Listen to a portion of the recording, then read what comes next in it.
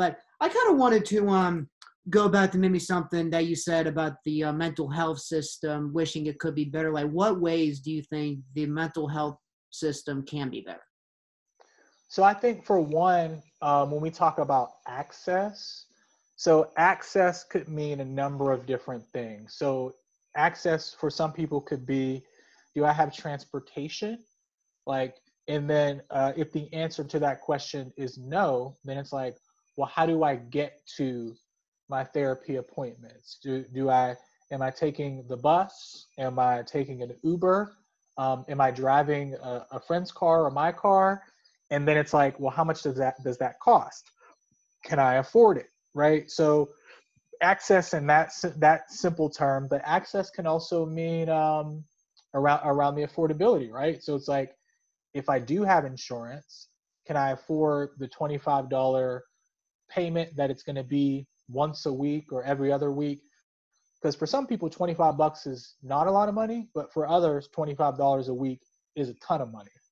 So access around affordability, and access around, if people feel like they're going to get the right kind of support when they access the system. So for example, if I'm like ready to go to therapy and I have transportation and I have the right insurance and I have money to do it, and I go to my therapy session, but I don't feel like my therapist like really understands me or really gets me, then I might be like, well, this doesn't really feel like a good fit for me. So I don't know that I want to do mental health therapy anymore. So really being able to help to bridge that gap for people, and making sure people have the financial resources and the if they're in a position to have insurance to be able to support with those costs, making sure people have a chance to actually meet and talk to some of the therapists and get to know them before they dive headfirst into therapy, and supporting with some of those other financial barriers. Because if someone doesn't drive a car and they can only get there by bus, and they have to pick, well, should I use this money for a bus fare or should I use it for childcare? They might pick childcare over bus fare to get to therapy. So how do we get to a point where people have the financial resources to actually be able to afford to see a therapist or a psychiatrist or any other mental health professional? Do you guys provide any of these services with Steel Smiling? We do. So we just recently launched a fundraiser, and all of the money is used to help people pay for mental health therapy.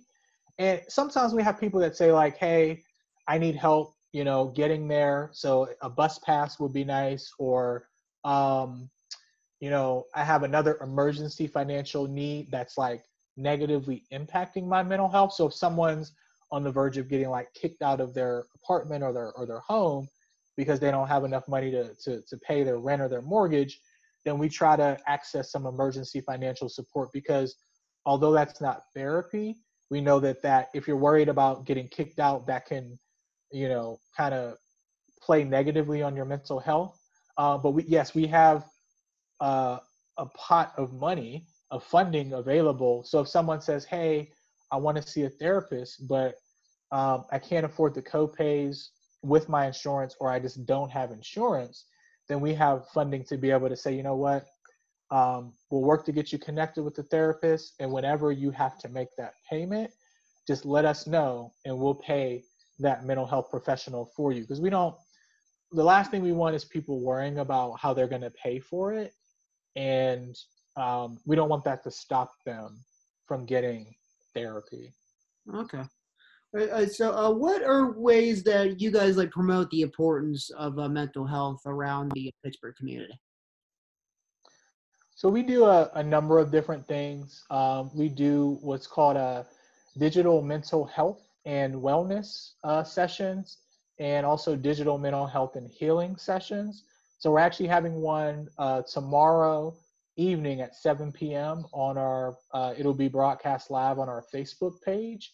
And it's basically just to introduce more people to mental health, to have conversations about mental health and wellness, and just to destigmatize it. And also, you know, right now, because we're like, some people are quarantined and some people are back to work, but it's like not everybody is like out and about. So we still want to do stuff digitally so that people can take advantage of. We also have a mental health workforce development program. So for somebody who wants to get paid to go through a mental health training program and potentially become a peer, so a peer certified, a certified peer specialist or a certified recovery specialist. That's like, those are jobs within the mental health field that people can do. So we have that workforce development program that's literally training folks if they want to get into the mental health field. What else do we do? We're constantly partnering with people. So if anybody is looking for like a mental health training for a school or for students or for their staff, we do different workshops and trainings. And then we also do consulting as well. So if someone says, hey, like we want to actually design a mental health program for our students or for our workers, can you guys help us like design that program? We also do consultations with different organizations as well.